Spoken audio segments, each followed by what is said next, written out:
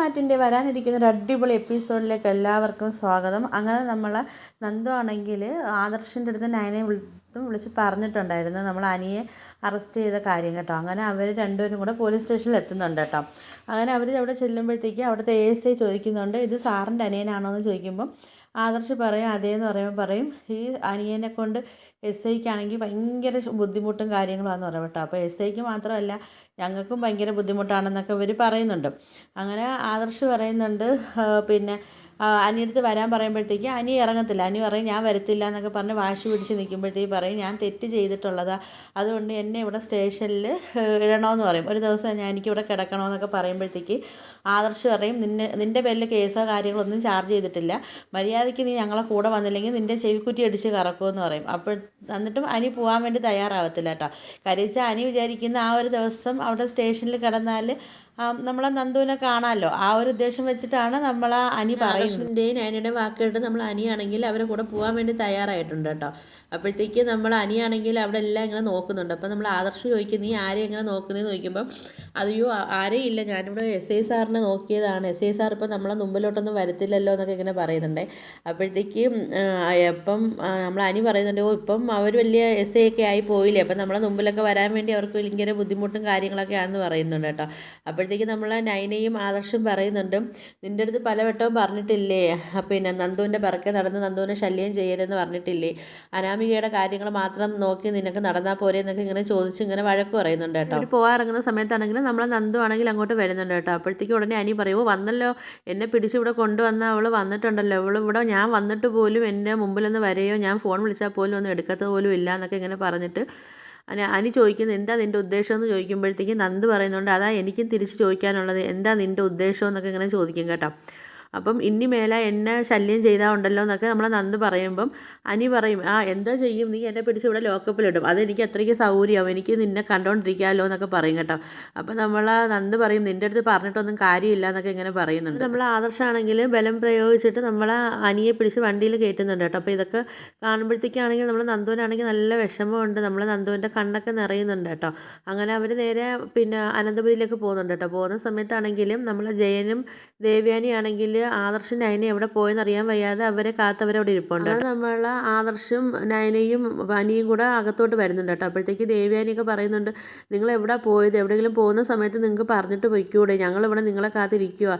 എന്നിട്ട് ദേവ്യാനി ചോദിക്കുന്നുണ്ട് ഇവനിക്ക് എന്താ പറ്റി, ഇവനിക്ക് എന്താ വല്ല വൈകാരിക കാര്യങ്ങളുണ്ടോ, ഇവനെന്താ ഒരു വല്ലാത്ത അവശത കണക്കൊക്കെ ഇരിക്കുന്നുണ്ടല്ലോ എന്നൊക്കെ പറഞ്ഞിട്ട് നമ്മളെ ദേവ്യാനി ആദർശിൻ്റെ അടുത്ത് നയനയുടെ അടുത്തും ചോദിക്കുക കേട്ടോ. ആദർശ് പറയുന്നുണ്ട് അവനിക്ക് ഒരു അസുഖമോ കാര്യങ്ങളോ ഒന്നുമില്ല, അവൻ മുമ്പത്തെ കണക്ക് വീണ്ടും കുടിച്ച് ഫിറ്റായിട്ടാണെങ്കിൽ നമ്മളെ നന്ദുവിൻ്റെ കാണാൻ വേണ്ടി പോയതായിരുന്നു. നന്ദു ഇങ്ങനെ ജോലിക്ക് വന്ന സമയത്ത് നന്ദു ഇത് കണക്ക് കള്ള് കുടിച്ചിട്ടും പോയി നന്ദുവിൻ്റെ മുമ്പിൽ പോയി പെട്ട്, അങ്ങനെ നന്ദു ആണെങ്കിൽ പിടിച്ച് പോലീസ് സ്റ്റേഷനിൽ കൊണ്ട് ഇരുത്തിയിട്ട് നന്ദു ഞങ്ങളെ വിളിച്ചിട്ടുണ്ടായിരുന്നെന്ന് പറയുന്നുണ്ട് കേട്ടോ.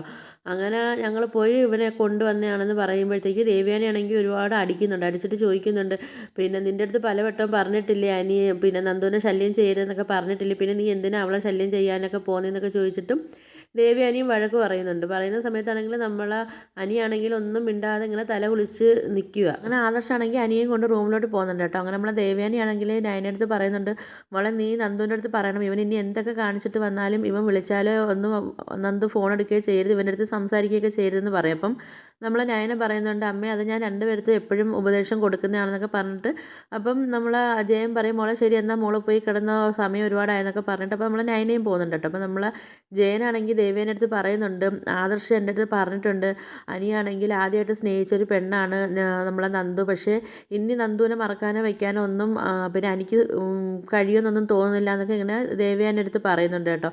എന്തായാലും ഇനി വരുന്നിടത്ത് വെച്ച് കാണാമെന്നൊക്കെ പറയുന്നുണ്ട്. അതിന് ശേഷം പിന്നെ നമ്മളെ കാണിക്കുന്നത് നമ്മളെ അനാമികയാണ് കേട്ടോ കാണിക്കുന്നത്. അനാമികയാണെങ്കിൽ അനാമികയുടെ വീട്ടിലാണ്. അപ്പം അനാമികയുടെ അച്ഛനും അമ്മയും അനാമികയുടെ അടുത്ത് പറയുന്നുണ്ട് മോൾ എന്തായാലും ഇവിടെ നിന്നിട്ട് കാര്യമൊന്നുമില്ല, നിന്നെ അവിടെ നിന്ന് ഒഴിവാക്കാൻ വേണ്ടി ആൾക്കാർ നോക്കുന്നതാണ്, അതുകൊണ്ട് മോളൊരു കാര്യം ചെയ്യും, മോൾ വീട്ടിലോട്ട് പോകാൻ പറയുന്നുണ്ട് കേട്ടോ. നമ്മൾ അനാമികയാണെങ്കിൽ അച്ഛൻ്റെ അമ്മയുടെ വാക്ക് കേട്ടിട്ട് നേരെ വീണ്ടും അനന്തപുരിയിലേക്ക് വരുന്നുണ്ട് കേട്ടോ. അങ്ങനെ നേരെ വന്ന് നമ്മളെ ദേവയാനിയുടെ റൂമിലോട്ട് വരിക. കരിച്ച് ദേവയാനിയെ സോപ്പിടാൻ വേണ്ടി അച്ഛനും അമ്മയും പറഞ്ഞു കൊടുത്തിട്ടുണ്ട്. അപ്പം അമ്മയെന്നും പറഞ്ഞ് വിളിച്ചൊക്കെ വരുന്നുണ്ട് കേട്ടോ.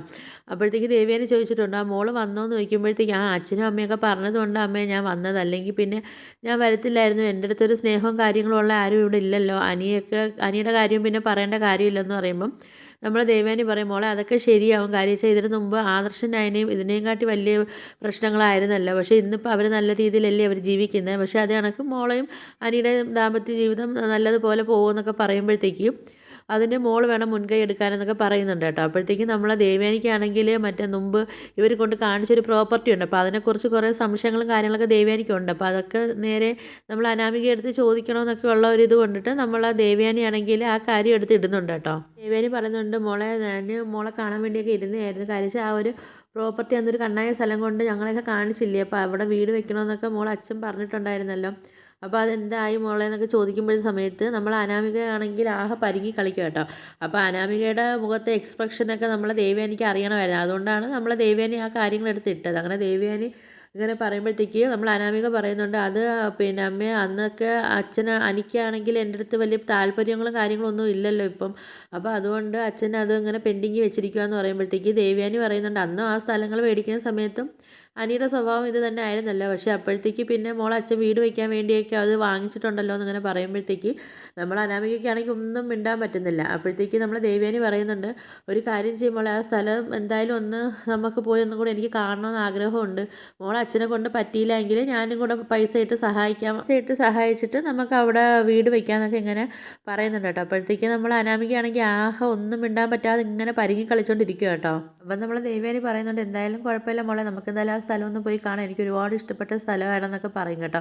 അപ്പോൾ നമ്മൾ അനാമിക പറയും അമ്മേ അത് എവിടെയാണെന്ന് എനിക്കറിയത്തില്ല, ഞാനും പോയിട്ട് കുറേ നാളായി, അപ്പോൾ എനിക്കും ഒരു വട്ടമേ ഞാനും പോയിട്ടുള്ളൂ, അപ്പോൾ അത് കറക്റ്റ് സ്ഥലം എനിക്കറിയത്തില്ല എന്ന് പറയുമ്പോൾ നമ്മൾ ദേവയാനി പറയുന്നുണ്ട് അത് കുഴപ്പമില്ല മോളെ ഞാനും കൂടെ വന്നതല്ലേ, അപ്പോൾ ആ സ്ഥലം എനിക്കറിയാമെന്നൊക്കെ ഇങ്ങനെ പറയുന്നുണ്ട് കേട്ടോ. അപ്പം നമ്മൾ അനാമിക ഉരുണ്ടിങ്ങനെ കളിച്ചുകൊണ്ടിരിക്കുക ഓരോ കാര്യങ്ങളും പറഞ്ഞിട്ട്. അപ്പോഴത്തേക്കും നമ്മൾ ദേവയാനി പറയുന്നുണ്ട് മോളെ അച്ഛന് വേറെയും 2-3 പ്രോപ്പർട്ടിയൊക്കെ മേടിച്ചിട്ടുണ്ടെന്ന് പറഞ്ഞതല്ലേ, അതൊക്കെ മോള് പോയി കണ്ടിട്ടുണ്ടോ എന്ന് ചോദിക്കുമ്പം നമ്മൾ അനാമിക പറയും അതൊന്നും ഞാൻ കണ്ടിട്ടില്ല അമ്മേ, പക്ഷേ അച്ഛൻ ഇങ്ങനെ പറഞ്ഞിട്ടുണ്ട് എൻ്റെ പേർക്ക് ഒരുപാട് പ്രോപ്പർട്ടിയും കാര്യങ്ങളൊക്കെ വാങ്ങിച്ചിട്ടിട്ടുണ്ടെന്ന് ഇങ്ങനെ അച്ഛൻ പറഞ്ഞിട്ടുണ്ട്, അല്ലാതെ ഞാനിത് ഇങ്ങനെ കണ്ടിട്ടില്ല എന്നൊക്കെ പറയും കേട്ടോ. അപ്പം നമ്മളെ ദേവയാനിയാണെങ്കിൽ അനാമിക ഇങ്ങനെ കൊടുക്കാനുള്ള ഓരോ തന്ത്രങ്ങളൊക്കെ ഇങ്ങനെ കരുതിക്കൂട്ടി ഇങ്ങനെ കൊണ്ടുവരിക കേട്ടോ. അപ്പോൾ നിങ്ങൾക്ക് എൻ്റെ വീഡിയോസൊക്കെ ഇഷ്ടപ്പെടുകയാണെങ്കിൽ ഒന്ന് ലൈക്ക് ചെയ്ത് ഷെയർ ചെയ്ത് സബ്സ്ക്രൈബ് ചെയ്ത് കൂടുതലുള്ള ബെല്ലൈക്കനോട് ഒന്ന് എനേബിൾ ചെയ്തൊന്ന് സപ്പോർട്ട് ചെയ്യണേ.